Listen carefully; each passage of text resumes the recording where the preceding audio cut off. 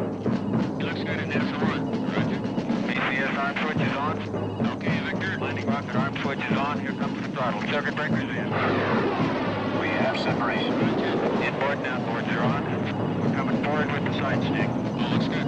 Roger. I've got a blowout. Vapor 3. Pitch your pitch to 0. Pitch is out. I can't hold altitude. Correction. Alpha hold is off. Trip selected. Emergency. Flight calm. I can't hold it. She's breaking up. She's breaking.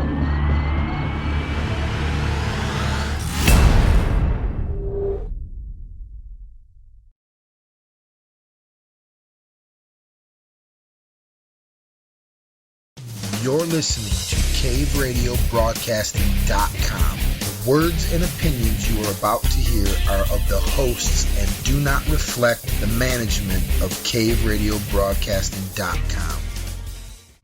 I blame everyone, every single person that feeds from the sun. Selfish people are so see-through, they just add to the fire of the evil. Radio frequency identifications, chip in your skin is the next equation. Mark of the beast, war on the streets, prepare for the ride, better hold on to your seats. What lies ahead, man, I don't even wanna know. Sometimes I wish I didn't know what I know.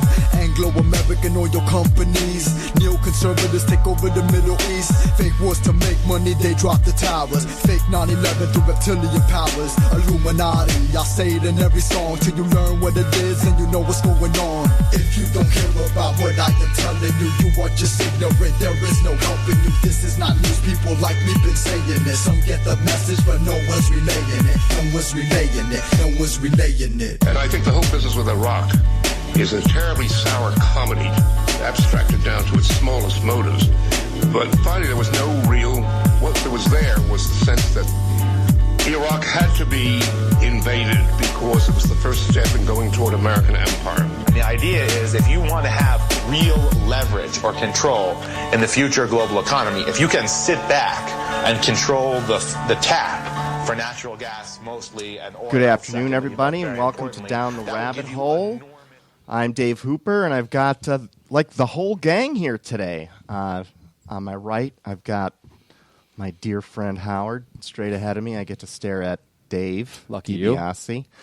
And we've got not Eric today, but we've got Al handling the board. Yes. And thank you You're for welcome. handling the board.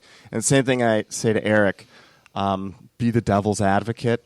I'm good at that. If we say anything that sounds like insane, If we should probably hear from him a lot. If I should be real good all at he's this. going to be doing is talking, then we're just Probably, yeah. we won't get a sentence. I do the same thing at home with my wife because that's all she talks is insane. Oh my So gosh! it works out pretty good. Not mine. She's an angel. Yeah?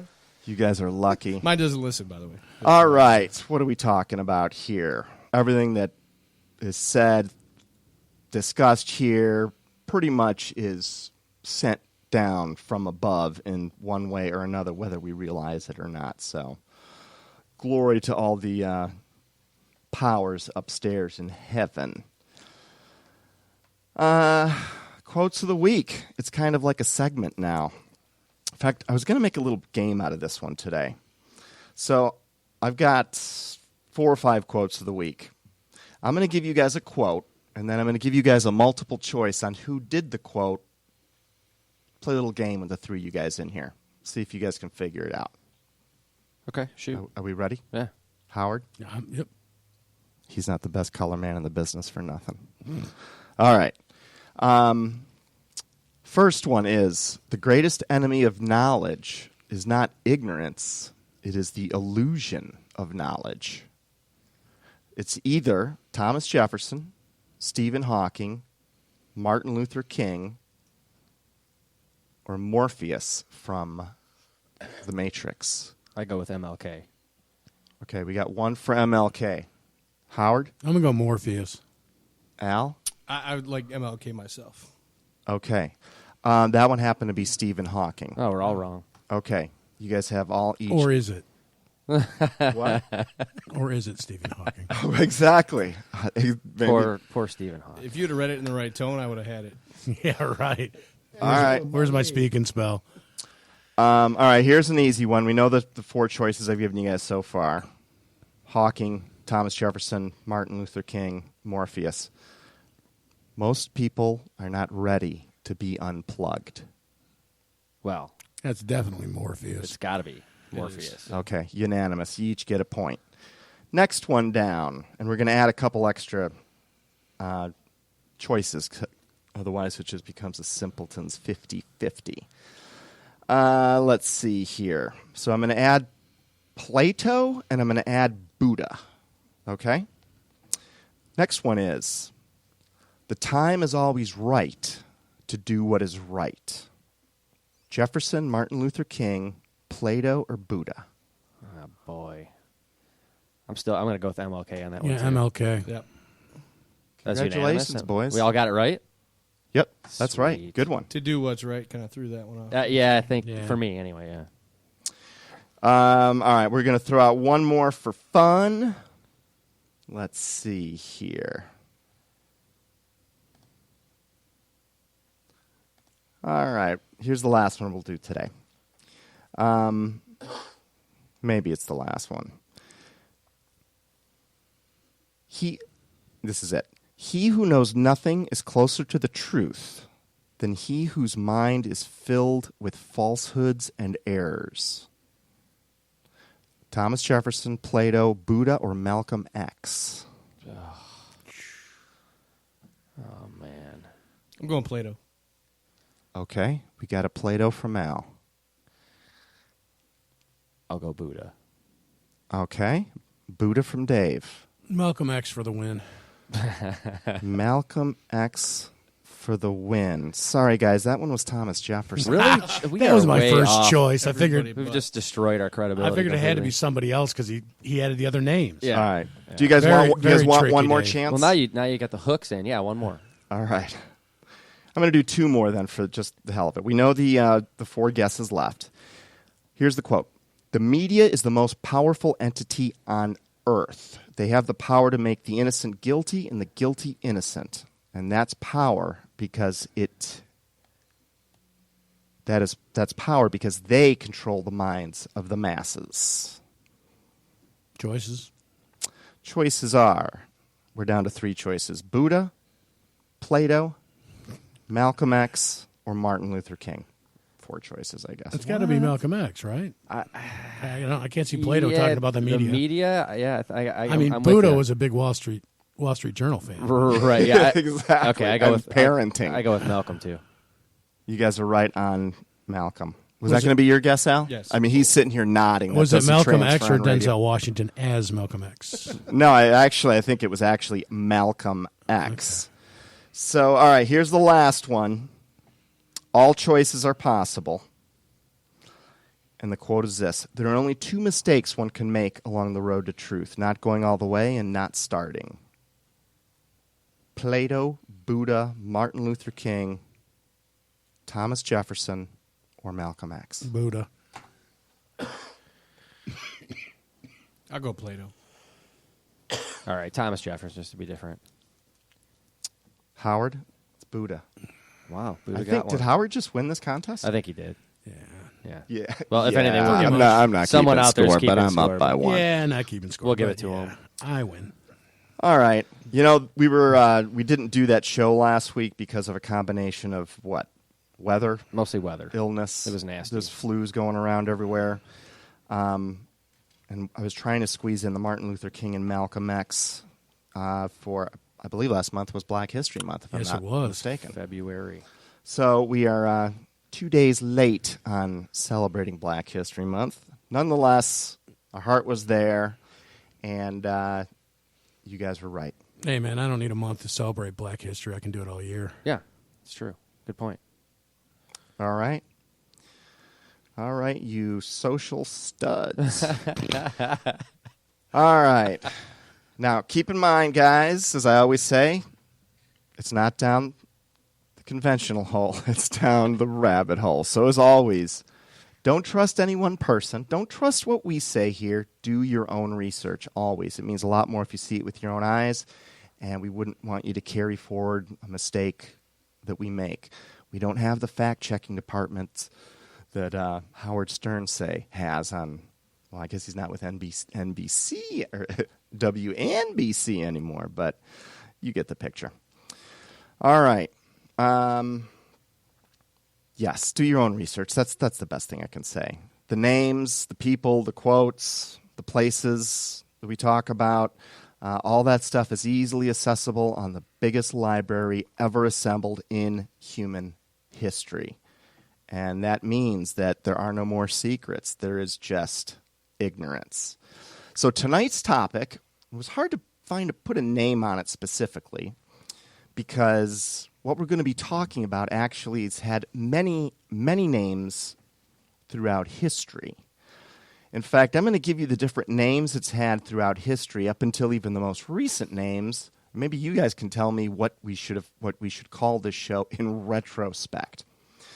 One of the names, I think the first one I've ever seen it discussed was the seed of Satan, and you'll actually find that in Genesis 3:15, I think. Also the children of Satan, the serpent seed, the mystery religions, the spirit of Babylon, the money changers, the synagogue of Satan, secret societies, the Illuminati, the hidden hand, the evil banksters, the Nazis, the money system, the 1%, the international banksters, the shadow government, the New World Order, and one of my favorite terms coined by one of my favorite bands, I'm going to say, would be the Machine, as in Rage Against the Machine, because this is the machine they were talking about. So what would you guys call this show? I think that was... You kind of summed it up pretty well. I think we're... Yeah, but if you had to put it in a 4-word little soundbite sentence, what would it be? The Synagogue of Satan is what I would call it. That's your big one? What about you, Howard? Well, I think if you want to appeal to something that people automatically kind of know what we're talking about, it would kind of be the Illuminati. It's a good one. Origins. Al, do you have an opinion on this? Or is this one of the first places you want to go, okay, devil's advocate, these guys are crazy? I don't think anybody's crazy these days. I don't really have a... Well, you haven't met my... Give us no, 2 I'm hours. Just kidding. Exactly. I've got someone to introduce you to. I've got an open mind, especially as of late. I don't know. Why do you say as of late? I'm not a religious man. Oh, okay, go ahead. So it's hard for me to pin a religious name on any of it, but I would definitely say New World Order makes a lot of sense to me, because that's what I've always heard was coming, and it is seeming to be a global thing that's developing, so I like that one. The what's interesting about the New World Order you just mentioned, now I know you guys know George Bush is famous for that speech he gave in this would have been 10 years before 9/11, where he got up in front of Congress and said, what we have before us is, the chance for a new world order. Do you know the speech? I remember it, yeah. Okay. Now, do you guys know the specific day of the year that speech was given? Not a clue. Take a wild guess. June 66th? That's a good guess. Nice. Very quick, very quick. What day was 9/11 done on? Well, it was September The 11th. 11th. Okay. That speech was given September 11th in front of Congress. Now, those 2 points, I always thought, okay, that could be coincidence, and maybe it is, although there are no coincidences. But I was doing a little further research on that this week. Do you know that in front of the UN, 1 year earlier, he gave a very similar speech talking about the coming New World Order? Now, guess what day he gave that speech on? Let me guess. September 11th? Exactly. So, 1990, September 11th, he publicly talks about the New World Order. 1991, September 11th, he publicly talks about the New World Order. Then 2001, September 11th, really what many people believe is the final dispensation of the New World Order coming into place. Again, September 11th, it's sort of odd. And maybe you guys know that Google and YouTube this one just for giggles. The third grader who told his teacher on September 10th. Now, at the time when he said this, the teacher didn't think anything of it. But on September, in retrospect, did she say, holy cow, this is weird that this kid knew this. She called it into the local newspapers. This is in Texas. And it made, minor rounds of national news, never got very high up the food chain unless you're studying these kinds of things. Third grade kid comes in and says, in fact, I don't know if you've got computer access right now. You maybe will just look it up right now and make sure I'm quoting the kid correctly. But he goes to his third grade teacher, and he says, tomorrow, World War III is going to start, and it's going to be for the New World Order, and the United States is going to lose. So on September 10th of 2001, the teacher's like, okay, whatever, little Johnny, go sit down. But then September 11th happens, and all of a sudden she's like, holy cow, was that just a coincidence or not? So I just thought that was interesting. And I think instead of what we found are the child of some parents that are involved in some high-level portion of some secret society, which Maybe. we are going to be talking, starting off with you, Dave. You're going to lead us through the beginnings of what has come to be known today as our secret societies, the mystery religions, which have never died. The names I gave you throughout history begin from the third chapter of the Bible going up through very modern day. So I'm going to kind of hand the floor over to you. Why don't you lay some groundwork and tell us a little bit about what it is we're looking at here. Yeah, I mean, we'll throw a disclaimer first. Of course, I'm not a historian. I'm not a theologian. I am not a PhD of anything. I'm a normal guy trying to find some answers, and I came across some things, and actually something that he just said a minute ago about the New World Order being something that's currently developing. I happen to believe that it began much sooner than that. You mean longer ago than that? Oh yeah, much longer ago, and it's been developing, and it's just now manifesting, and we've coined an English term to it, New World Order. Yeah, I mean, for me, even it's all over the New Testament where right. Jesus Christ is giving these warnings of, look, they're going to try and have a one world government, but I think you're talking about it goes back even into the Old Testament. Before that, even. Let's start here. Everyone has heard of the Illuminati. This has been a popular mainstream term now, right? And everyone's heard of Freemasonry, whether it be in movies or the founding of the nation. Everyone knows the presidents are mostly Freemasons. And, of course, there's some people that have heard of the Synagogue of Satan, which is, of course, out of the Bible. So I want to start, and I'm going to ask for a little forgiveness ahead of time because this is going to be the spaghetti that is my brain. There's a lot of information here. So remember names, remember documents, remember details. Look it up for yourself, and keep in mind that the symbolism here is what I think is the most important. That's how we really trace this, I think. But, again, who am I? You're Dave. That's about it. From Michigan, no, dude, it's whatever. more than that.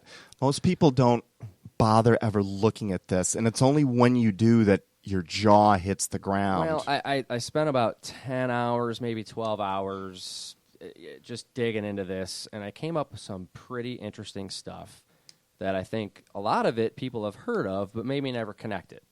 So let's start with just a real quick kind of summary of things that people, for the most part, are familiar with.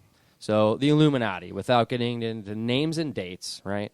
Because we're going to cover that later. I believe this is going to turn into a series of shows because this is a huge topic with a lot of content. But yeah, if we're going to cover these guys from the beginning of time through today, this is going to be like a 2+ probably 3-show dealio. And then, of course, as I'm going through all this, it's going to be, stay with me on it. It's going to be kind of jumping back and forth through a lot of different time periods and empires and whatnot. And then you're going to be asking, how does this connect to, say, Freemasonry, Illuminati, etc. But the Illuminati, right? It was resolved to spread the ideals of the Enlightenment, right? Which was basically science versus religion at the time, right? Which I actually read into that as science against God, which is just my opinion, through some sort of secret society that shared the same ideals. And it was interesting to me that this guy that had this idea sought out Freemasonry, but as the secret society to attach himself to, but it was too expensive and not really open to his ideas. So he ended up making his own secret society based on Freemasonry, but with his own agenda. And it was originally called the Covenant of Perfectibility, but he changed it because it sounded strange. Who is this that we're talking about? Again, without names and dates, we're going to get to that later. Okay. But this is just kind of a real brief summary of how the Illuminati as we know it started. So it was originally called the Covenant of Perfectibility. He ended up changing the name because he thought it sounded too strange, which it actually does. Eventually becoming the Order of the Illuminati. And what struck me the most here, which may sound strange now, but we're going to get back to this later, is he ended up using an owl as its symbol. The Owl of Minerva, actually, to be precise. But anyway, that's... In what year? What year? 1600-ish. Oh, okay. So this is like just pre-Adam Weishaupt before That's he the guy. That's the guy. Oh, So- okay, great. Okay, so- he's 1700s. He sort of... Again. A lot of people think he, quote-unquote, started That's- the Illuminati. this No, is what no, people no, are- no, no. yeah. He was just a continuation of an ancient, let's call it what it is, a religion that praises Right. Lucifer. He just brought it to the Americas and gave it... He's the one that introduced the name Illuminati. Right, and that's what became the Order of the Illuminati that we learn about in school. It was science versus a religion. This is just kind of giving a backdrop of things for familiarity for people, so they key in on what I'm saying. Then it brings us to Freemasonry. Most people are familiar with this. It's integral, like I said, it's an integral part of our founding here, and what's important to me right now to start this is really some very common Freemasonry symbols that most people are familiar with. Pyramids, the all-seeing eye, usually with a starburst behind it. That's a very important one we'll come back to later. Another really huge one for me is the crescent moon with a star in the middle of it. That's a very important one. Interestingly enough, an upside-down pentagram. I'm sorry, this is so weird because I put down little clues here because we didn't talk about this. No, we did not. But my first two clues, I'm reading this right off my little notepad thing here, is pyramids. Yeah. Because you now see them everywhere. And if you think it's just random that there's a pyramid in a movie or something, and look around, you will see it everywhere. Let me ask you this. Why don't you see shamrocks too? I mean, it's not an accident. And again, this is kind of recent history that most people are plugged into in some way, shape, or form. Crescent and star, by the way, is my second note. That's a big one, and that's a really big one, and we're going to get to that. But sorry, I'm going to only end up interrupting you 20 times. That's okay. So it helps freaking me. Fascinating. It's nuts. Me. Okay, go ahead. So the upside down pentagram is interesting to me because number one, it's upside down. Which may or may not mean anything, but it actually denotes the goat, which comes up later, because as you'll find, when the people go goat, it's not good. When they go goat, and you're talking about like the goat's head. Anything goat, other than eating and pentagram it, is, tasty, we're talking about, is that just an upside down star, or is it something else that makes a pentagram I've seen a pentagram? it's a pentagram. An upside down star, I'm pretty sure. Well, I mean, by definition, a pentagram is just a star with 5 points. Okay. Because it's a geometric shape. But it's used in Freemasonry. What I saw is a couple different iterations of it. But it was always upside down is actually a goat head fits inside that. And that actually goes back into ancient history. Does it need the goat head to be called a Baphomet? Baphomet. Well, that's what thank you. That's what I was thinking. No. Or is that the proper term for the upside down star? No, Baphomet is actually a demon.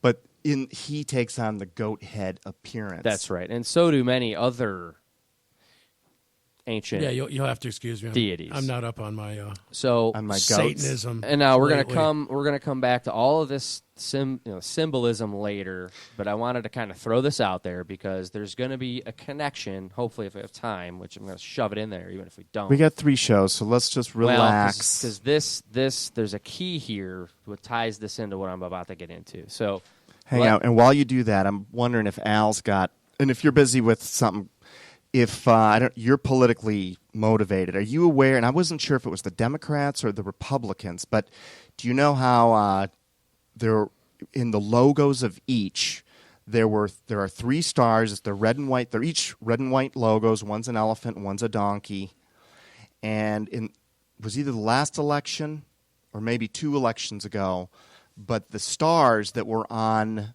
one of the 2 parties, the stars all inverted to now being upside down stars. Maybe that's something you can find on there, but I thought that was interesting. the symbols are huge. They and are always beyond huge. have been, and that's how I kind of managed to put all this spaghetti on paper together.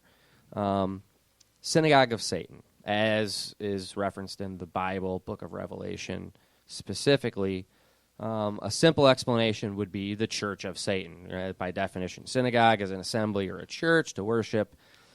But, it refers to a demonic spirituality possessing a body of humanity, and they are against Christ and God and mankind. Describes the element of humanity serving the principalities of evil, right?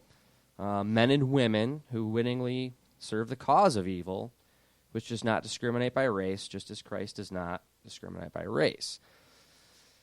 So, throwing that out there, let's go back to the Illuminati for a second, because the founder is noted as saying, now this is the modern founder, okay, so let's not blur lines here, but just this applies. One must speak sometimes in one way, sometimes in another, so that our real purpose should remain impenetrable to our inferiors, for our purpose is nothing less than to win power and riches, to undermine secular and religious government, and to obtain mastery of the world. Which brings me back to the book of Revelation 12, verse 9.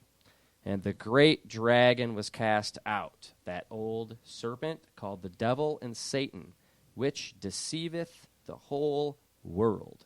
He was cast out into the earth, and his angels were cast out with him. Now, from here, we're going to go in the DeLorean, okay? Let me make one comment on the Synagogue of Satan for further clarity, because I use that term a lot, and it is synonymous with the Illuminati. And they're mentioned twice in the New Testament, and one of them is in Book of Revelation. And here's the actual. It's Revelation 3:9, and I'm just going to take this out of the New International Version. They're all a little bit different, but you'll get the flavor. And it goes like this: I will make those who are of the synagogue of Satan, who claim to be Jews, though they are not, but are liars. And the part that I happen to like, I will make them come and fall down at your feet and acknowledge that I have loved you. Meaning, these Satanists, Luciferians, that is essentially what they are. And it's interesting because the term Illuminati, which comes from the illumined ones, and that's a derivation of what Lucifer was. I mean, Lucifer was the name of Satan before he fell, and he was known as the light bearer. And one of his main jobs was to literally shield the light of God from the other heavenly entities, because it was even too bright for them. And he was so close to God that he's like, I can do this job, And then, of course, we have the fall and yada, yada, yada.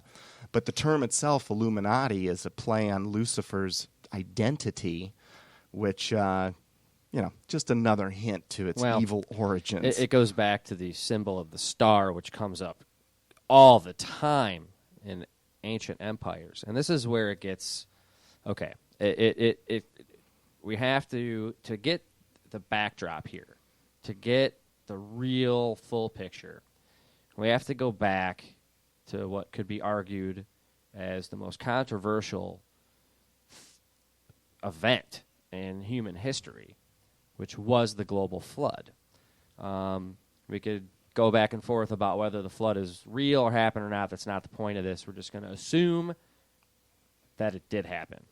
And it can be proven. But that's Forget okay. that it's in the Bible. In fact, I've said this before, but Napoleon once pointed out, men will believe anything unless it's written in the Bible. So throw that out.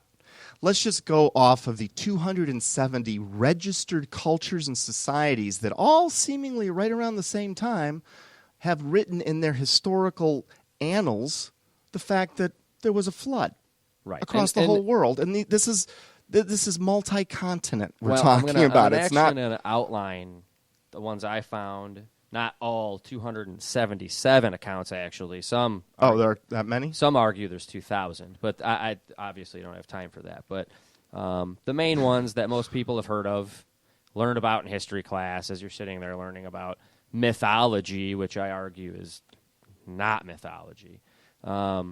Strongly argue, actually. And we've heard this passage, I'm sure, on here before, but Genesis 6 passage. And then it's interesting. Look, I have all these different Bible versions. I got the NIV right now. And in this one, it uses the word Nephilim. So now this was referring to pre-flood time now, right?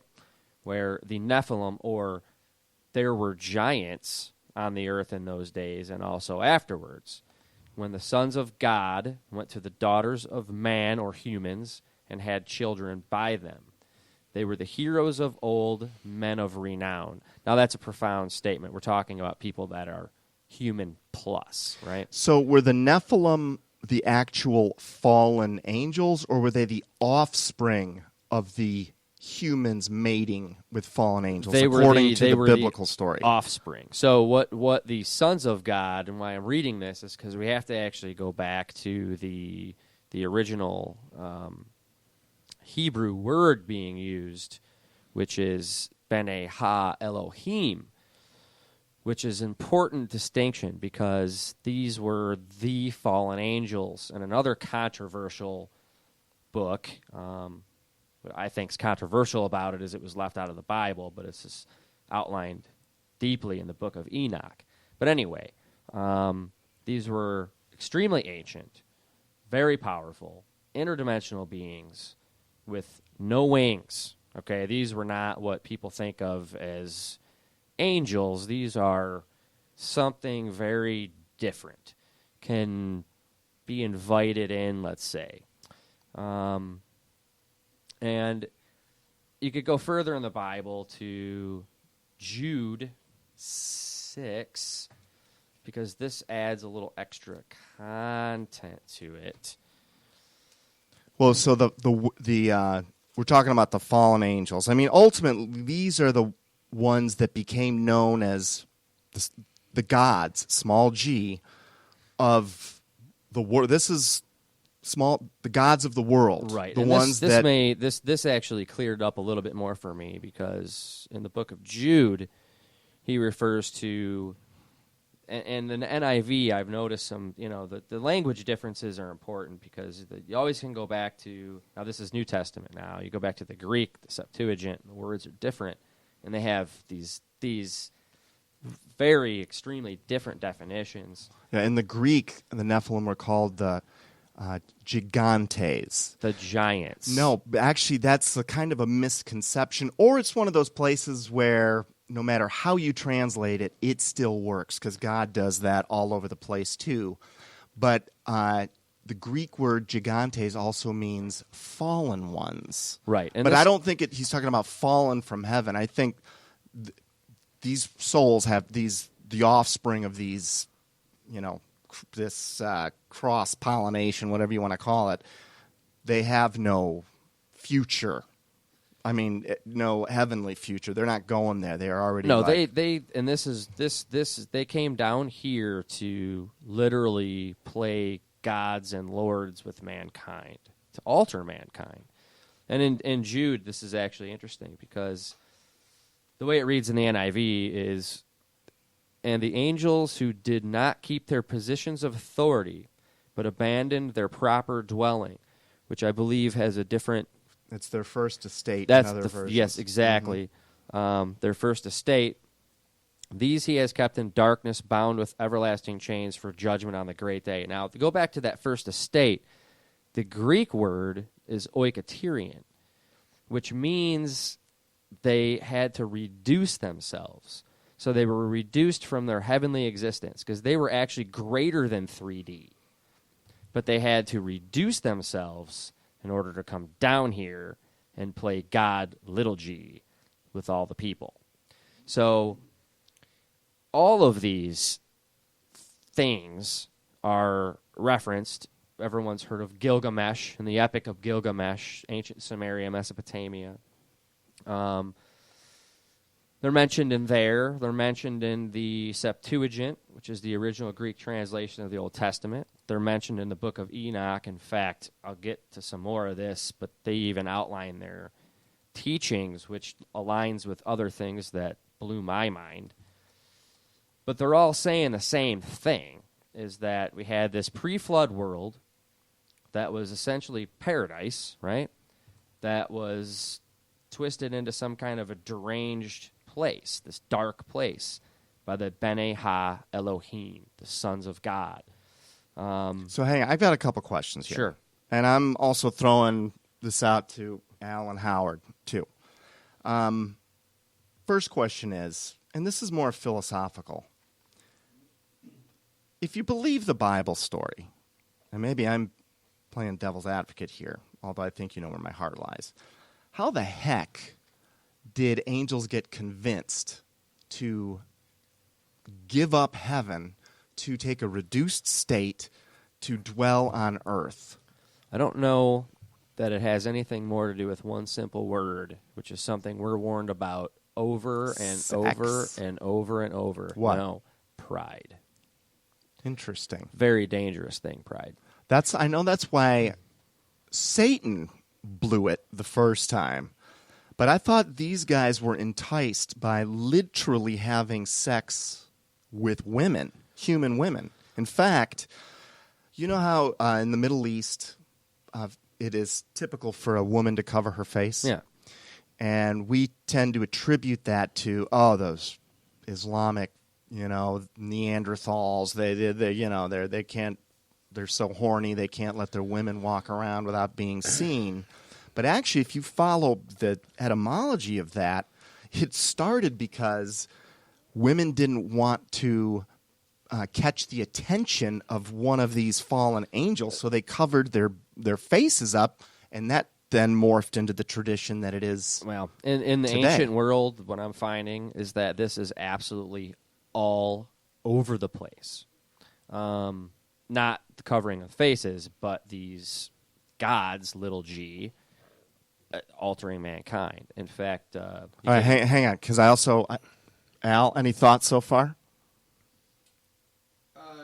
I always go back to, I always hear things or you see things in movies or whatever about that God held humans above angels. He loved humans more than he loved angels. So possibly, if you go that route and believe all that stuff, that maybe they thought, well, he loves humans so much, maybe we'll go down and see what all the fuss is. That was exactly the good motivation of Satan himself. Oh, see. So Don't trust me. He's all over. Well, Satan was pissed because he was asked to praise this lowly creature, which would be us, when he's like number 2 in the universe. I think there's one... Good point. I like that. Well, he's on it because the specific thing that made him angry, if I understand it correctly, was that what we were given that the angels don't have is choice. Well, they Free did have will. a choice, Yeah, but free they will. made one hell of a shitty one, if you Yeah. ask me. But- I and- swore, and I said I was going to stop Actually, that. you changed it to French, I think, so it's okay. Now, Howard, what are your thoughts about where we've gone so far? Well, I mean, I think the reason why the angels ended up down there is because Satan talked them into it. I mean, everybody, there was Christ, there was Lucifer, and there was God, and that was, it was God, and then 1A, 1B.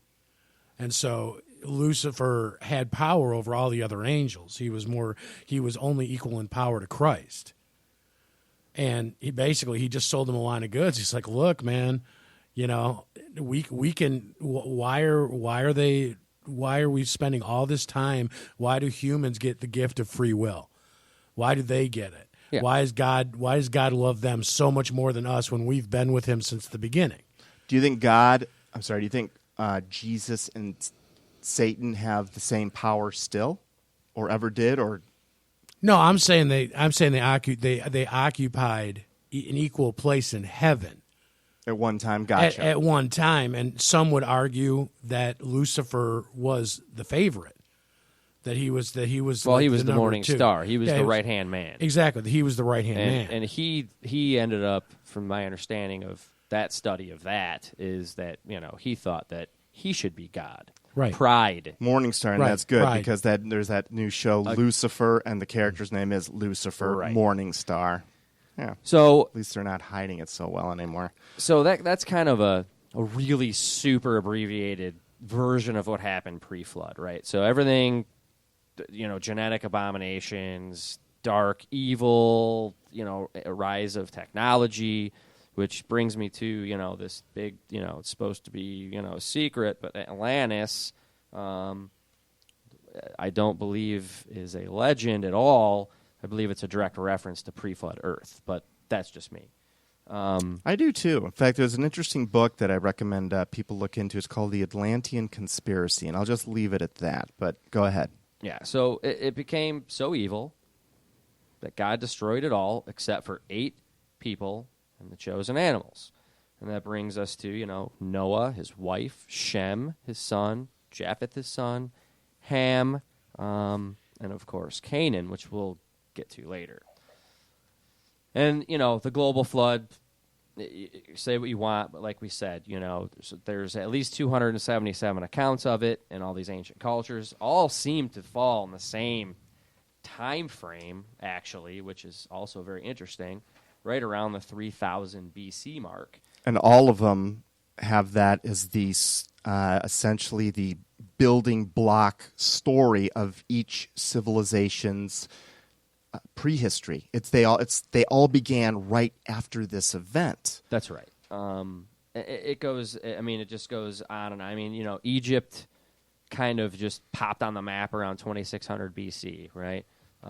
The Sumerians just kind of popped out of nowhere right around the same time. You can even go into China, and I'm kind of fumbling through notes here because I'm spaghetti. Because he's got spaghetti and meatballs. But, there's the legend of Fu Xi in China. Now, what's that? I've never heard of that. Well, China has their own account of a global flood where, a couple of people made it in a boat. In fact, the symbol for Fu Xi, if you break it down, because, Chinese is actually symbols, the symbol actually breaks down to vessel with 8 persons or mouths in it, which is very interesting to me. They put a date on the global flood around 2252 BC. Now, the Septuagint, which is the Greek translation of the original Old Testament, puts a date somewhere around 3500 to 3000 BC. All right, we're in the ballpark, right? It's not like 10,000 versus 1,000. It's right around the same time. It even go on the other side of the planet. Over here, the Toltec Indians believed there was a global flood where a few people were saved in a boat. I mean, this goes on and on.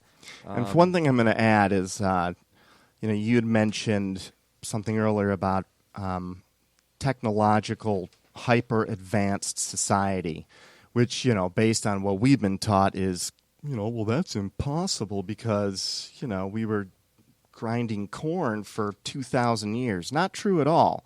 In fact, if you think about it, it's only taken really 150 or so years to go from a completely agrarian society to where we are today. I mean, supposedly, moon missions, and now we are messing with DNA. That's sort of like the last link because we've been evil as a people from day one. If you're defining evil as going against what God wants, I mean, if He made us, then His rules are sovereign, and what He says is evil would be, and what He says is good would be, not our own definition, because that can get blurry.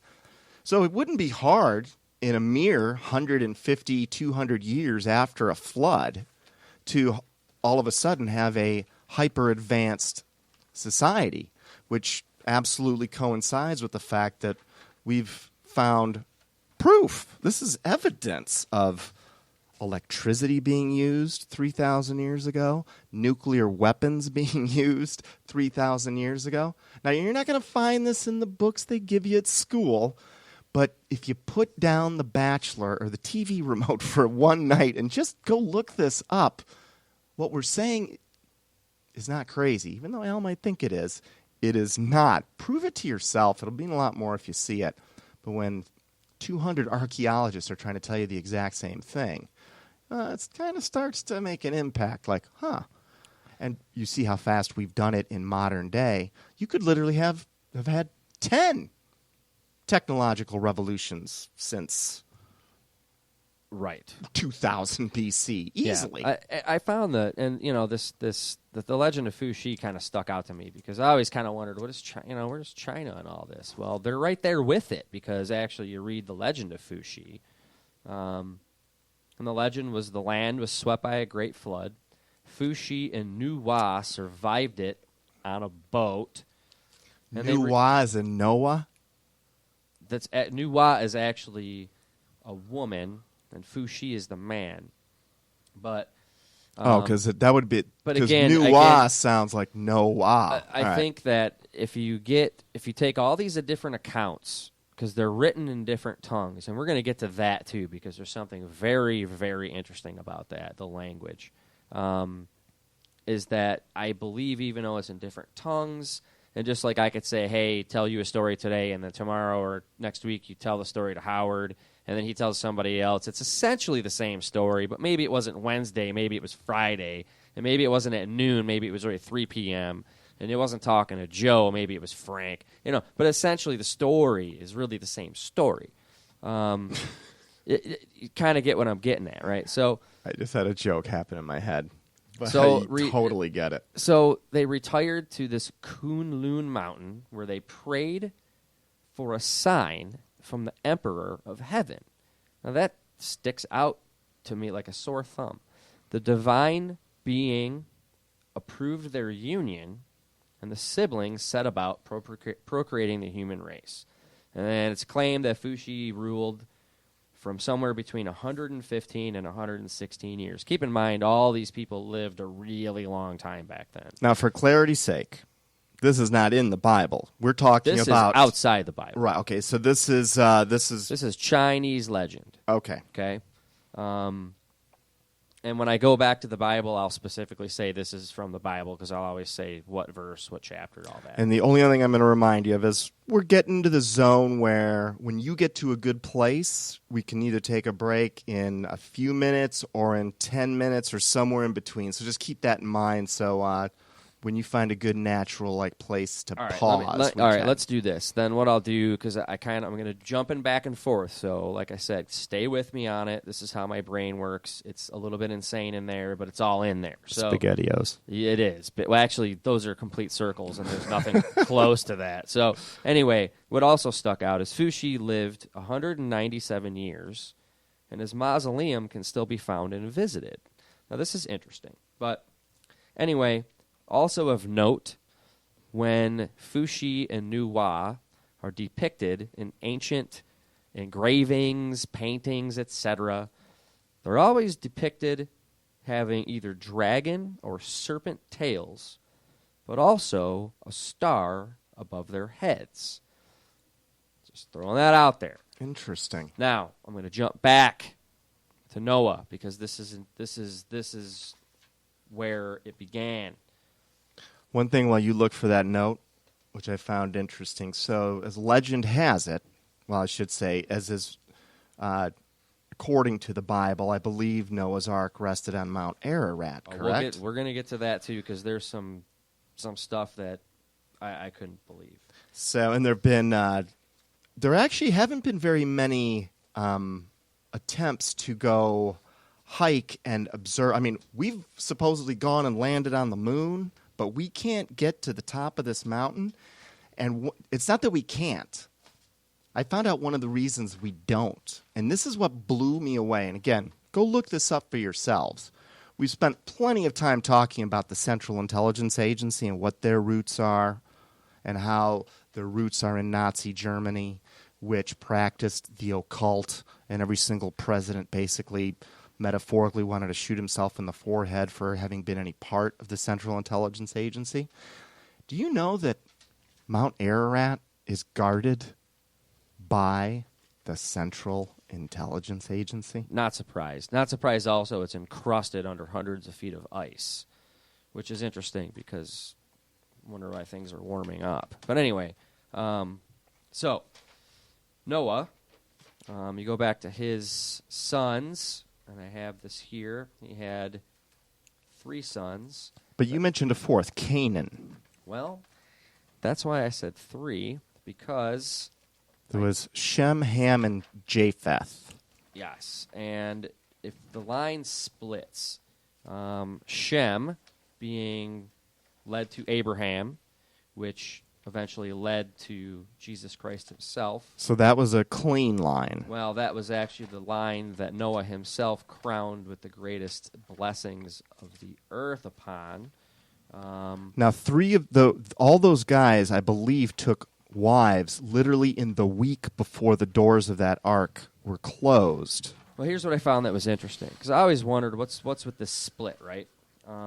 Because you have Shem, who, and there's a verse in the Bible that outlines this, where something happens after he sees his father's nakedness. That's exactly he sees him drunk. Right.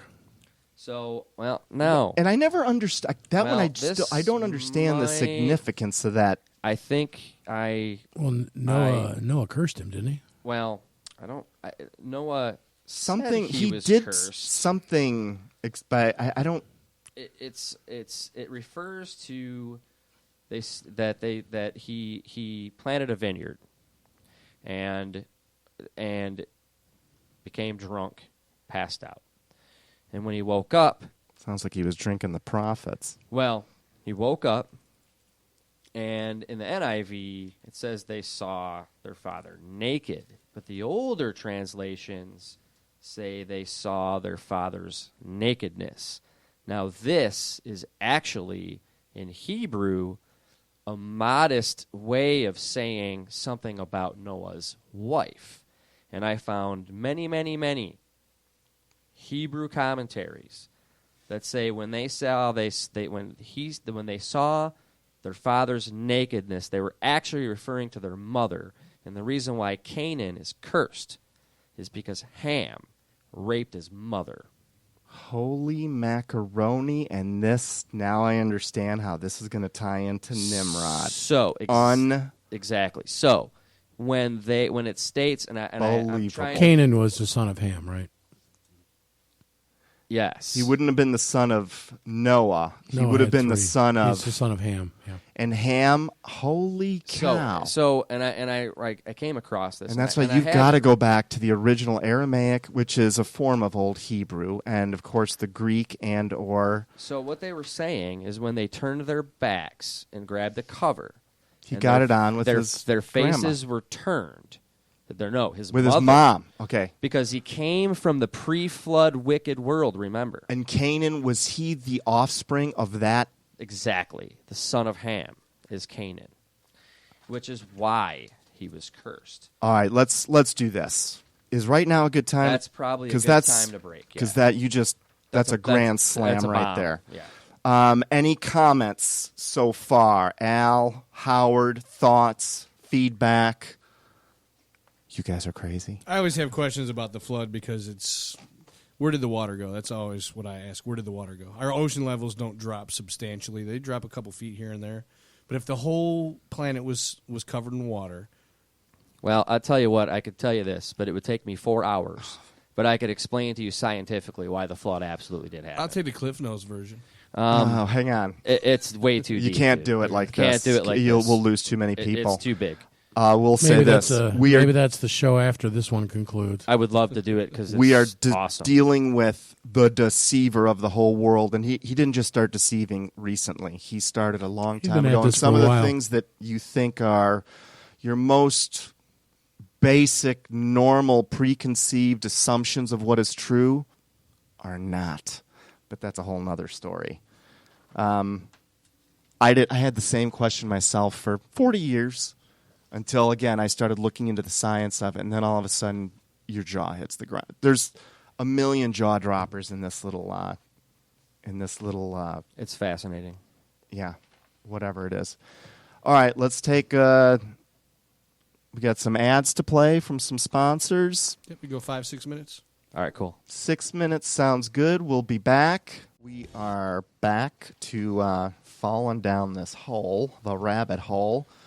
So, Dave, continue with where we were. All right, we were talking about... You just put together, you just connected a massive dot for me that had been a question I could not figure out. And this Well, makes, it's like a whole... It goes so much deeper. The whole Noah family line, right? Now, again, all of these ancient empires that rose post-flood, yeah, all had these, this construction, the Tower of Babel, which is actually the ziggurat of Eridu, which really was a gateway of the god, small g. Without getting too far ahead, we started talking about basically the fall of the cursed son, Canaan, which ended up being the father of the Canaanites, which were giants, right? Pretty much any civilization that ended in "ite," like Amorites, Canaanites, Amalekites, all these things. They were all essentially cross-contaminated DNA lines.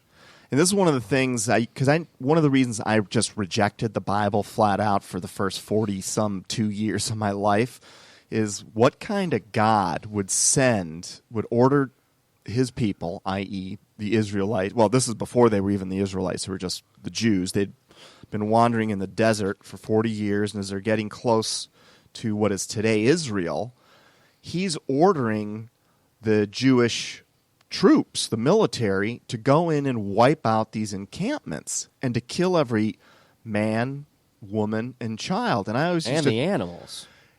Right. And I used to think, what kind of God would do that? Yeah, well, there's one that stuck out to me, and I don't have it written down here. I remember reading it, but it was the... But I would later find out that pretty much all of these encampments, such as the Amorites, he wanted them wiped out for their own protection.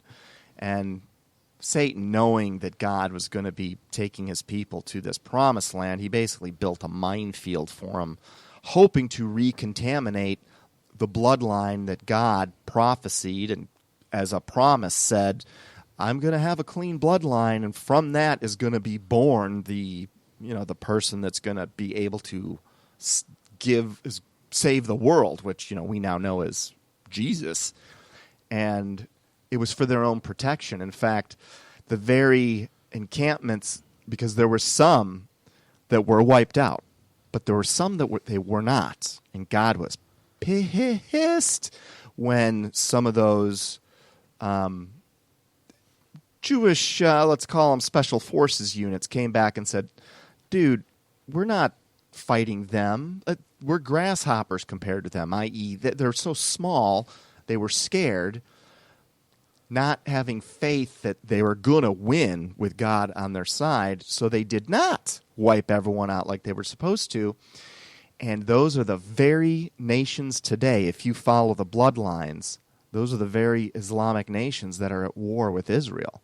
And in a sense, their failure to follow his orders this would be now 3,000 years ago, 4,000 years ago, is why they today are still facing a much bigger problem from those peoples that have. Yeah, and that actually stems from Abraham as well, but that's a whole other study in and of itself.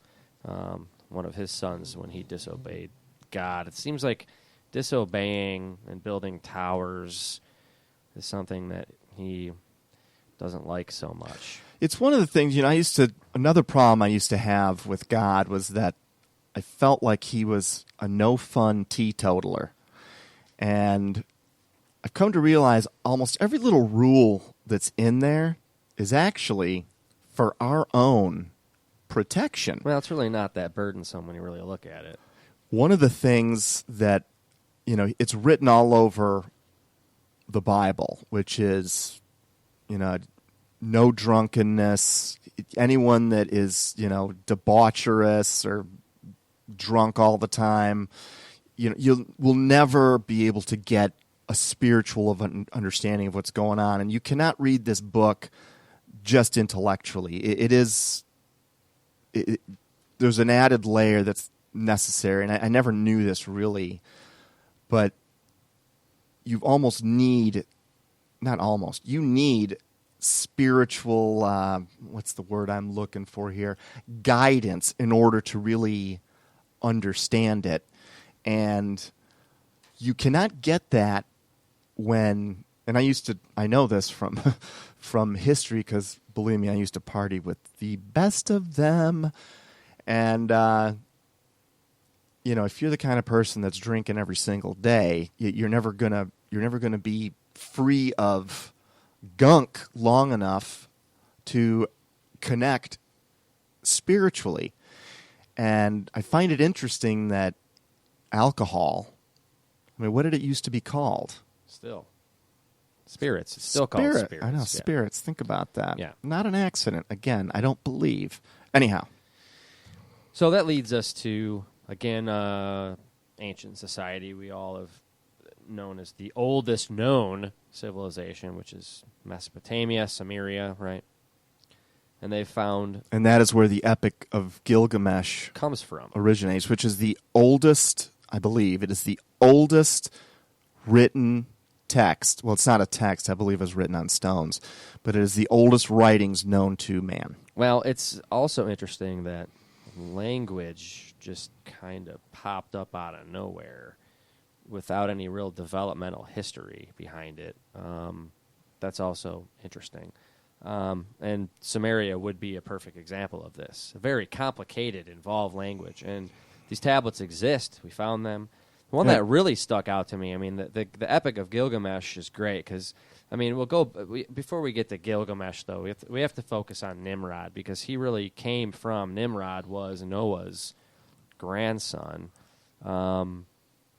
And he's also referred to as Enmerker. He would be the great-grandson. Son of Canaan was the grandson, so Nimrod was the son of Canaan? That's right. Either way, right. He's a descendant of Ham, is All the right. point. So Nimrod... Now, Nimrod was sort of a bad guy. Nimrod keep in mind that most people, I think, listening may not have really any understanding, or I should say, assume that there's no understanding, just so that we're very clear on where we are, because even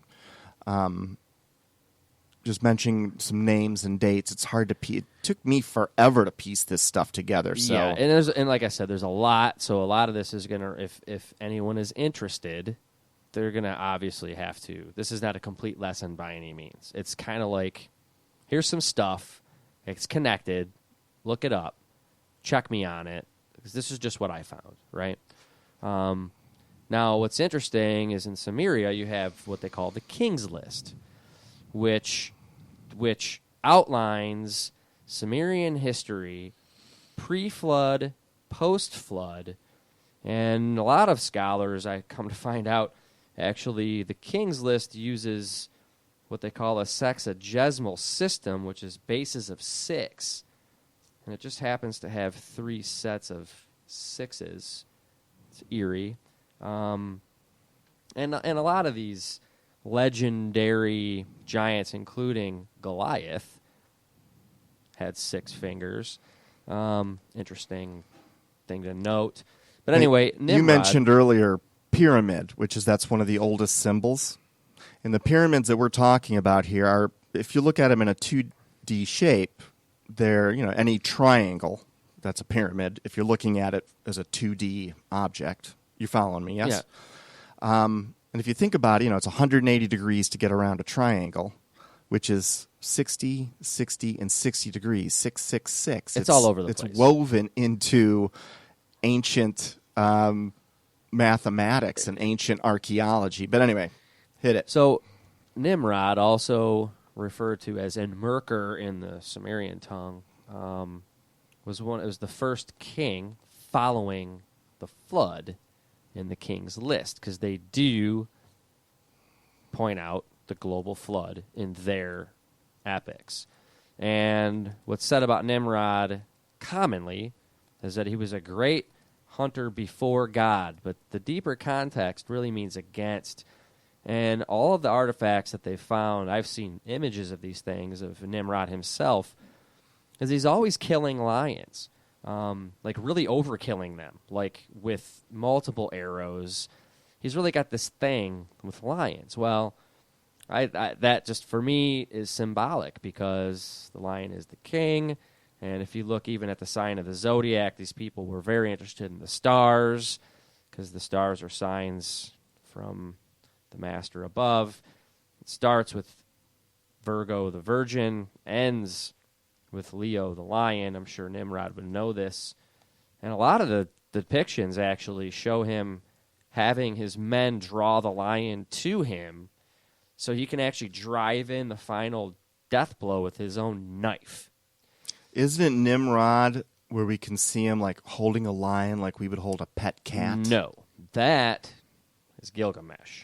Comes after Nimrod. Actually, a few kings after Nimrod. Interesting. But Nimrod went on to be the one behind the construction of the Tower of Babel, which is the gateway of the gods, small g. But in their language, in their tongue, that was the place where the Inky came. And there's an interesting... Now the Inky, okay. Enlighten us about the Inky. The Inky are what we would consider demons, but the Inky, in their explanation, were the the star people? Well, the way it's paraphrased, but they are the all-knowing lords or lord of the earth. Interesting. And they're depicted as... and there's so much symbolism there that you can see in their stone carvings of the Inky. They have these kind of dimensional lines. They have the fish, which we'll get back to or get at some point here. It pops up everywhere, all over the place, along with the serpent. Enki is E-N-K-I, yes, or I-N-K-I? E-N-K-I. While you look that up, I'm just going to read this off of a super-duper quick search Wikipedia, which I don't completely trust, but we don't have time to vet it right now, so I'm just going to read what's written here. Enki, Sumerian, is a god in Sumerian mythology, later known as E in Akkadian and Babylonian mythology. He was originally patron god of the city of Eridu, but later the influence of his cult spread throughout Mesopotamia into the Canaanites, Hittites, and Hurrians, among others. Right. So that's good. So Eridu, that's important, because the ziggurat of Eridu. What is a ziggurat? A ziggurat is a pyramid-type structure. And that's what they thought the Tower of Babel was a ziggurat, correct? That's the ziggurat of Eridu is purported to be the Tower of Babel. Yeah, in fact, Bob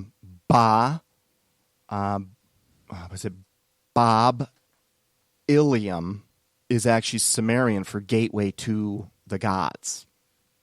So, I mean, the name, even in modern day, translated also to building a gateway, which is tied very much to the several shows we had on CERN, and also how it was predicted that everything that was happening right in Noah's days would be happening again in the last generation, which is exactly what's happening here. We are building the exact same massive machine which can break dimensions and create antimatter, which seems to somehow facilitate the spreading of or access to dark netherworlds.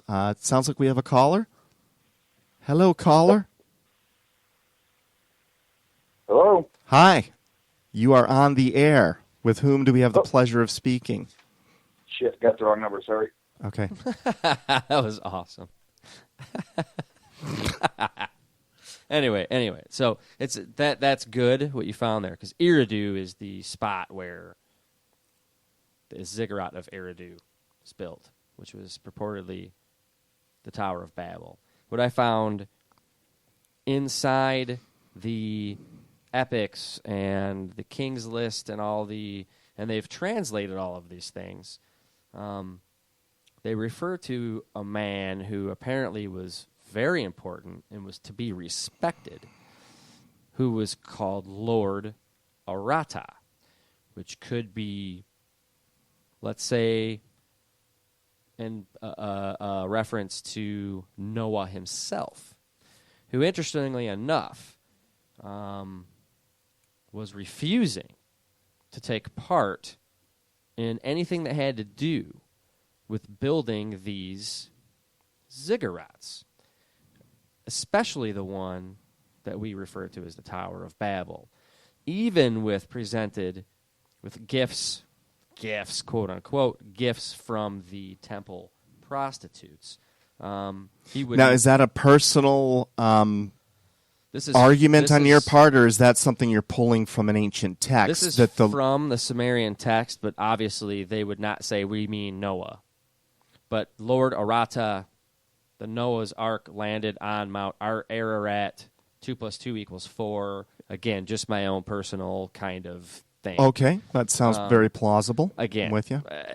It just fits. That one we're and rolling even, down as a belief, but I feel pretty strongly about it just it's listening to it. But I'm going to check into that one this week. It's an interpretation. Okay. But I've come across some other folks that have come up with the same kind of conclusion there. But it goes in line with the story. So you have Nimrod, who the Tower of Babel ends up getting shaken, and God confuses the language so that they can't do this kind of thing again. But what's very, very interesting is what is said about the Enki in the Sumerian text, which I'm going to have to paraphrase again because the translations are a little bit, there's gaps and everything, but it says something very specific about the language, is that he would make the language of the people so that it was indeed the same tongue, or indeed as one. The speech would be as one. I just find that interesting. You lost me there. Say it another way. In other words, the Enki, right, who is what we call of the devil, made the language common. That's what's in the Sumerian The text. one language. Exactly. All right. And it is interesting that we are here again having, we're reaching a place in the world where there is one language that is sort of the world's language, which happens to be English. Yeah. But again, the language that was confused was actually put in place somehow. And this is Sumerian text, so again, it's just things to consider. Going on to Gilgamesh, this is where things get really strange. Gilgamesh is always depicted as a giant, all the time, always, without fail. Right. In fact, is claimed to be 18 feet tall. He's the guy you were talking about who holds a lion like he's a mere house cat. Right. And in this King's List, in the Epic of Gilgamesh, he claims to be 2/3 man, 1/3 God with a little g. So almost like there was a mother. I was going to say, explain to us how that's mathematically possible. This is just the Sumerian text. Whatever. I mean, Okay. it's almost saying like there was mother and then father and then something else. What's also that totally interesting- makes sense because, well, it goes on further, just because you say, okay, who's Gilgamesh's father?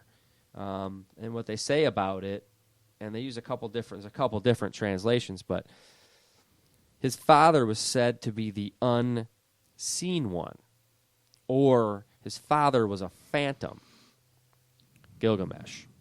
Now, in every depiction of him, he's a giant. Now, people say, oh, well, and this is my thought too, was like, well, there's always depictions. I mean, there are cartoons, but keep in mind, you have to be intellectually honest with yourself, is these societies or empires that were able to build things that we cannot recreate today, even if we wanted to, right? Are drawing cartoons that mean nothing. This, to me, I have a problem with this. I mean, again, the depictions are proportionate. They seem to follow their claims that he was 18 feet tall. And his father is interesting because through the epic of Gilgamesh, it's out of nowhere pops in this character called Enkidu, who they apparently went on a journey together, and from the Cliff Notes paraphrasing translations I found is that the closeness of these two could maybe insinuate a father and son relationship. What I found interesting, if you look up Enkidu, E-N like Nancy, D like dog, I-N like Nancy, K-U, he has horns. Looks like a goat. This is interesting. Jump over to Egypt, and you have all of these same similar symbols. You have the serpents. You have the story of the flood. You have their concept of the new, or the Abzu, or the abyss, right? The many waters.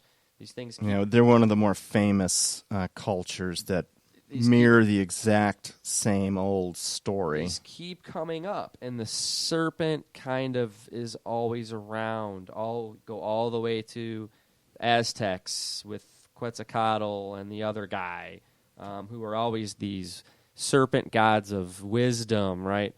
Even the ancient Asian serpent gods, the golden serpents, the serpents with many faces.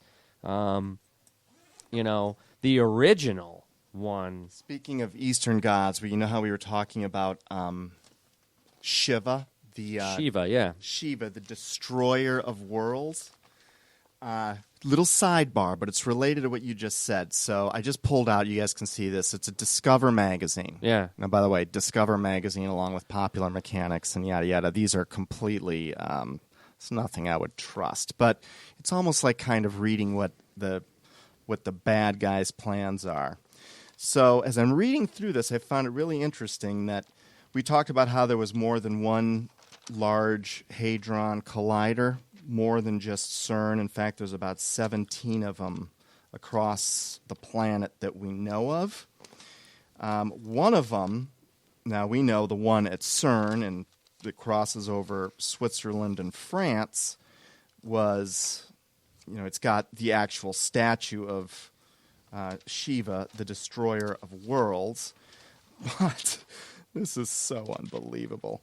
Another one of the large Hadron Colliders, I'm sitting here flipping here looking for it, not the one at CERN, but the one that's in, I want to say, Texas, and its main component is called the Shiva Pathway. I'm going to get you the exact name in a second, but I'm just like, okay. Well, there's another interesting god little g that I came across, and that would be Vishnu of ancient India, who is always depicted either as part human, part serpent, or depicted sitting on a bed of serpents, or depicted with raven wings, which is an interesting As Trey Smith symbol. would say. Trey Smith, someone you should all look up. Absolutely look up Trey Smith. He said the funniest thing when he pointed out the fact that all of these ancient cultures talk about some type of reptilian serpent creature, like mingling with,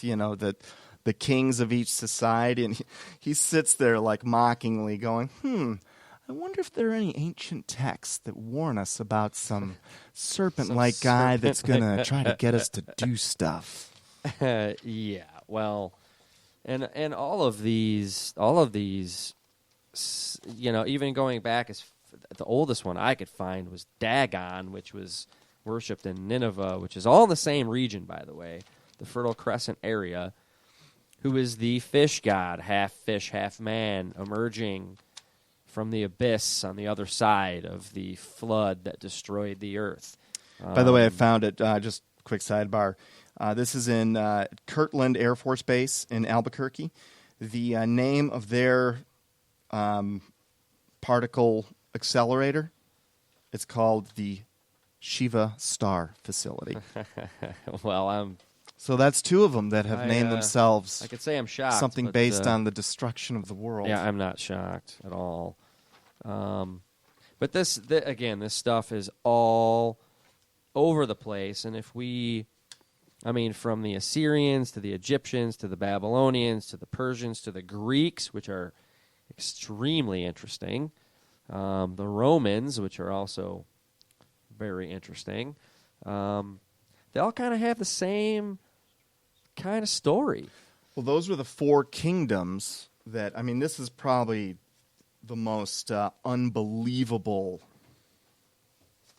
prophecy in the Bible, although it loses some of its edge because it's so old and it already all happened. But in the book of Daniel, this is 400 years before this happened, he predicts that there are going to be these four great satanic kingdoms, which would be the Babylonians, the Greeks, and then the Romans, and then what we call Rome II, which is the Roman Empire going underground. As we all know, they never really were conquered. They just morphed into the Vatican and what is now today the European Union, and that's where you get the 10 horns that are going to be coming out in Revelation. So I will say this, though. If you go back to, this is the very first prediction ever, first prediction in the book of Genesis. It's Genesis 3:15, and it goes like this. And this is God. He's talking to the fallen Satan. He's talking to Adam and Eve, according to these ancient texts. To Satan, he specifically says, I will put enmity between you and the woman, between your offspring and her offspring. Now, who's off? So we're talking about there's two offspring here? First question. But to finish it, this is the very first prophecy. He, and what God is referring to when he says he, is essentially Jesus Christ. He shall bruise your head, which is a death blow by those ancient terms. And you, talking to, again, the serpent, you shall bruise his heel. Like, you're going to hurt him. And if you don't attend to it, the poison of any snake bite could eventually kill you. But it's not necessarily deadly. And that was the very first prophecy, which maybe has not been fulfilled yet. But certainly his birth, which you ask any theologian, was one of Satan's top missions, to stop his birth, which is why King Herod ordered every single 2-year-old in the vicinity of the cradle of civilization, basically, i.e. the Middle East, to be killed around the time that this Savior child would have been born. And this is historical fact. We know this happened. In fact, Passover, which is coming up in a few weeks, was the whole ritual behind the fact that those that I believe put blood on their door would be passed over.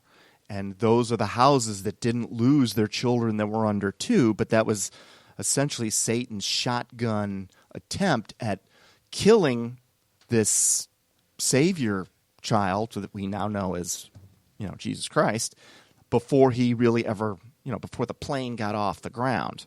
Obviously, every attempt failed, and the crucifixion, which was not some sort of victory for Satan, actually, because it had been prophesied that it will be the sacrifice of God's own Son, which is going to provide the blood, the voucher, the get-out-of-jail-free card for everyone else.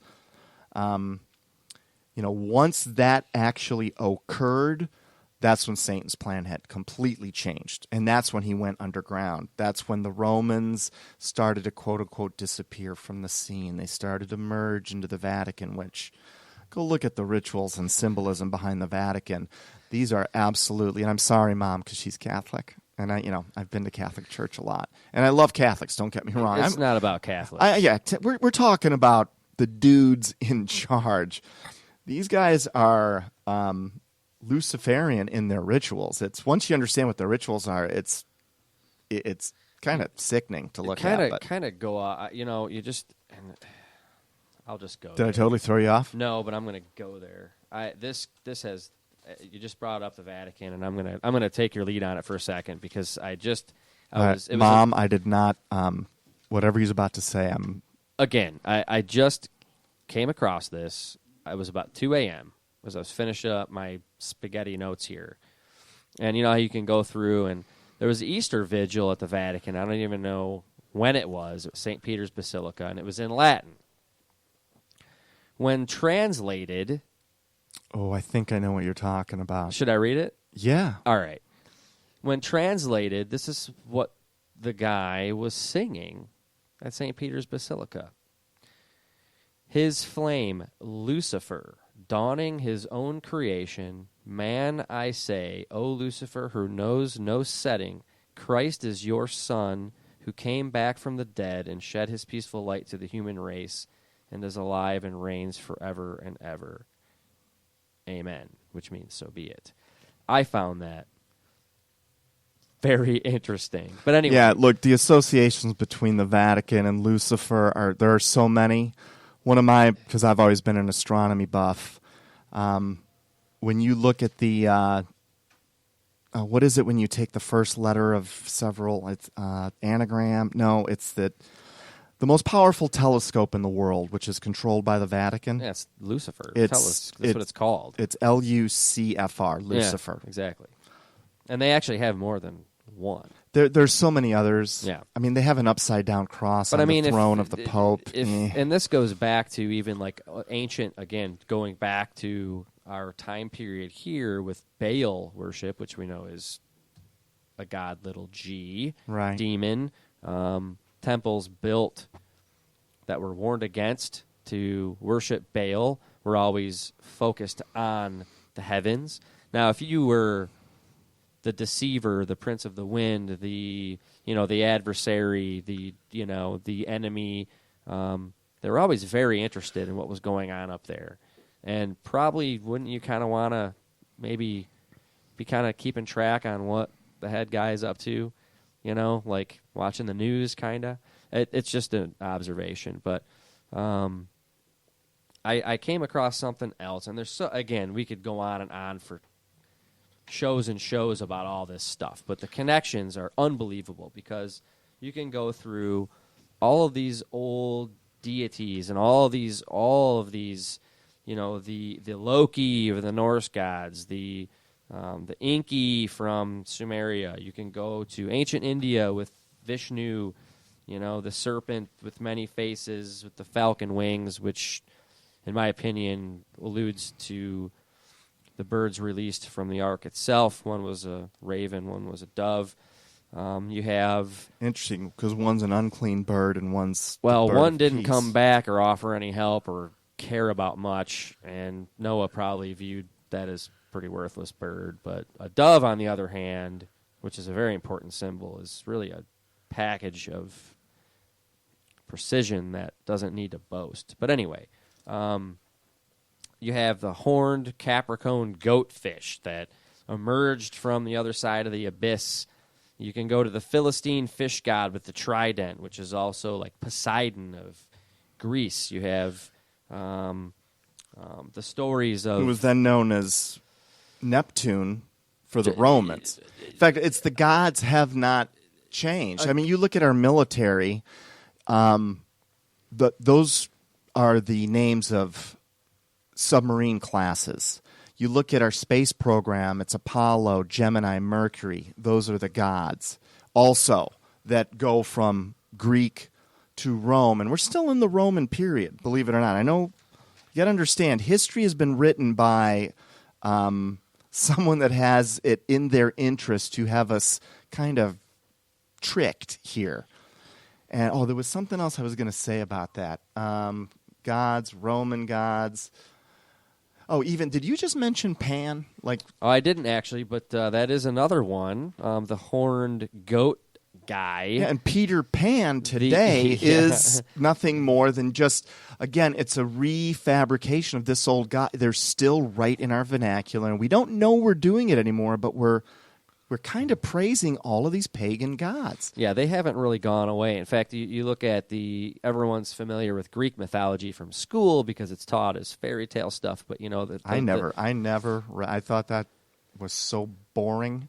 Now I find it interesting. Again, the stories of the Titans, Mount Olympus, where the gods would come down and mate with the women and alter mankind with Prometheus, which is actually the whole purpose of what he was up to.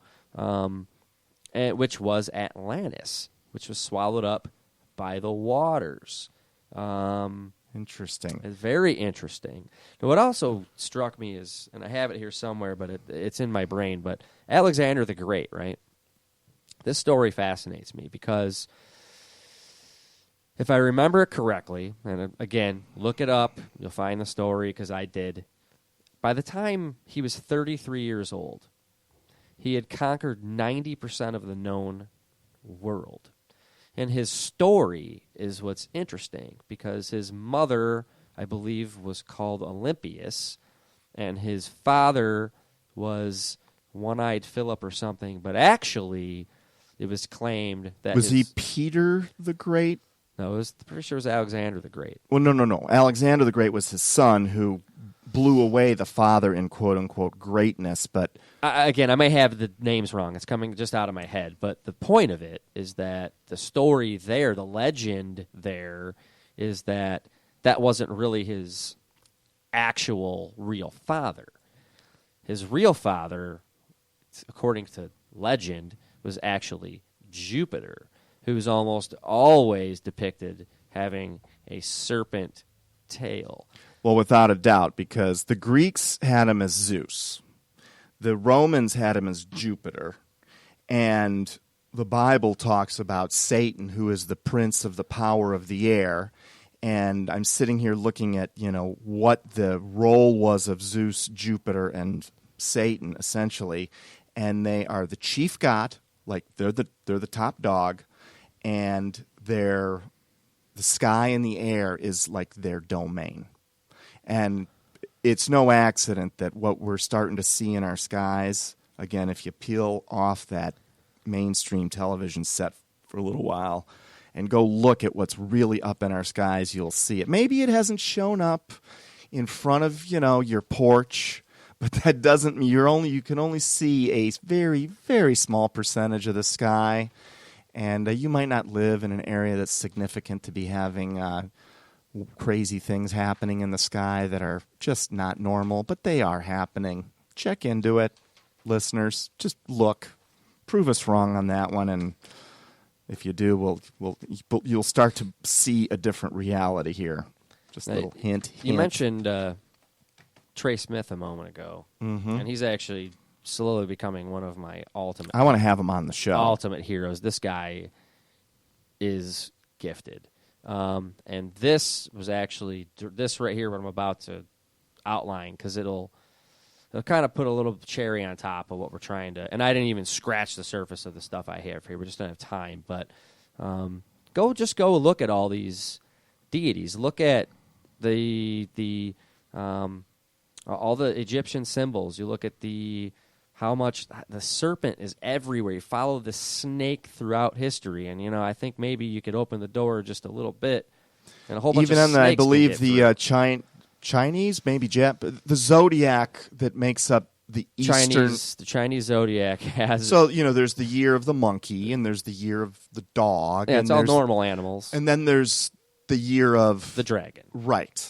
So dragon. Again, this right here, and this really is kind of what kind of clicked for me, that there's all right, there's a connection here, and this comes out of the Book of Enoch, which I didn't read this for myself, but I got this from stuff that Trey Smith did, and I found Book of Enoch, not in the Bible. It is Right. considered one of the apocrypha or pseudo-apocrypha. Personally, I think that it is God-breathed without a doubt, but you may not find it in the Bible. And if you hear people saying, "Oh, don't read that book," that's when you should start reading something like that. I'm starting to take it very seriously because I think it explains exactly what's going to happen and what has happened. Number one, Enoch's name's on it, and the age, everything around it, the whole conspiracy, and I think that the book's not controversial. I think what's controversial is that it was left out. But anyway. The books that were booted at the Council of Nicaea. Now remember, Council of Nicaea, and correct me if I'm wrong, I'm thinking like about 432 AD, somewhere in the vicinity of Constantine, going from quote-unquote a Roman emperor and kind of merging into popedom. That's one of the ways that the Roman Empire... was all part of it. It never really died. It just sort of became the Vatican. And... what were you just saying about that? Well, I wanted to say this because I wrote it down on one page. Oh, I'm sorry. The one out. thing I wanted to say is that would have been about the time where Satan has to come up with a new plan, and he decides to go underground. And the books that you go read, the books that were specifically kicked out of the Bible, the Book of Jasher, the Book of Giants, the Book of Enoch, all of them have to do with what the fallen angels really were all about, and the havoc that they're going to be causing on Earth in the future. And that's what's gone from our history, unless you look for it. I think that if you read it, and this came according to what he put there, but this... He being... Trey Smith. Oh, Trey Smith, okay. Because I didn't do this research myself. This is just coming from him. I vouch for him. Dude, that guy is... I'm telling you, that guy is... If I could ever get to meet him, that would be like one of the pinnacle things in my life. That guy has been... given a gift that's amazing. But anyway, the Book of Enoch outlines teachings of the fallen angels. Have you seen this? I've studied it, okay. Sure. Number 1, summons of demons. Number 2, that's the occult people and Wicca. And this is there's 7 listed here, but there's also this is like how to make weapons and how to put on cosmetics I'll go through for women. But all right, there's 7 of these, and then there's going to be a side column that may put in perspective for you. Number 1, summons of demons. Number 2, witchcraft as a religion. Number 3, doctrines of demons. Number 4, financial systems. Number 5, false intellectualism and bureaucracy. Number 6, public entertainment, violent games, and seduction. Number 7, rise of technology and genetic abominations. Now. Really? Now. That is... Hold on. I mean, that's our society. Now, wait a minute. This is deeper than that. If you go back through all of these that I didn't even get to half of them, in order... Those are the mechanisms that are like literally wiping out the goodness of this country. In order. 4 minutes. In order. Number 1, summons of demons. That was the ancient Assyrians that came first. Number 2, witchcraft as a religion. Next was the Egyptians. Number 3, doctrines of demons was the Babylonians. Yeah. Number 4, financial system was Romans. The Persians. Really? I thought that in order. Okay. Number 5, false intellectualism and bureaucracy was the Greeks. Number 6, public entertainment, violent games, and seduction. That's the Romans. Was the Romans. Now, number 7, the rise of technology and genetic abominations, I put a question mark next to because we may be becoming number 7. Well, rise of technology. I mean, the Romans were pretty technologically astute, but advanced technology and the genetic engineering. This was written. That is, and everything that's happened, there's nothing new under the sun. All this happened before. This was written pre-flood. Interesting, because I think that applies to the modern day world. It's almost like 7 stages of the historical development of the the way he put it, world. The way Trey Smith put it, I thought was amazing. It's like it's almost as if someone is going through and checking off boxes throughout the millennia, and these are ancient things. Now, you mentioned something earlier. You mentioned the Owl of Minerva. Is that the same owl that we see at the Bohemian Grove? I think that the owl pops up, and what ties this in for me, which is interesting, Freemasonry. Go to the Encyclopedia of Freemasonry. Go to the end section and see what Freemasons have to say about Nimrod. That he was like their founder? Yeah. He was one of the founders of Freemasonry. There's the plug-in. Well, those same secret society folks that I would take a wild stab at as the main organizing principle for what goes on at the Bohemian Grove, which has caused such a fuss every year. Owl. Now, there is an owl, and I've heard that owl be 2 different owls. And by the way, there is an owl on a $1 bill. You know about that? I've seen all those symbols, but Ishtar going back to part of an unholy trinity, which we can outline in a later show. Always had 2 owls as the Moonlight Guardians. It's very interesting. Well, I will say this about Minerva. According to the Romans, she was the goddess of wisdom. Interesting. And these people feel like they've got a leg up on everyone because they know a little something that we don't know. Maybe we just think too much. But the enemy of these folks, which is us, is catching up quickly. And you better hope we don't get ourselves organized. Of course, we already know how this story ends, so it really doesn't matter. Your game plan is already defunct, my friends. Nonetheless, we have shoved your heads with a lot of knowledge, probably too much. I've learned a lot tonight. I've learned more on this show than I have ever. Any parting thoughts from Howard? I'll look forward to learning more next week. Awesome. Al? No, I'm just listening, man. I'm just taking it all in. You know when someone interviews someone on TV and they're interviewing a crazy person, and they have all these, this guy's crazy, and he's like drawing pictures on a notepad. I swear to God, that's what Al's doing right now. Because if you would have said this stuff in front of me 6 years ago, I would have been laughing my way out of this entire studio. But stranger things have happened.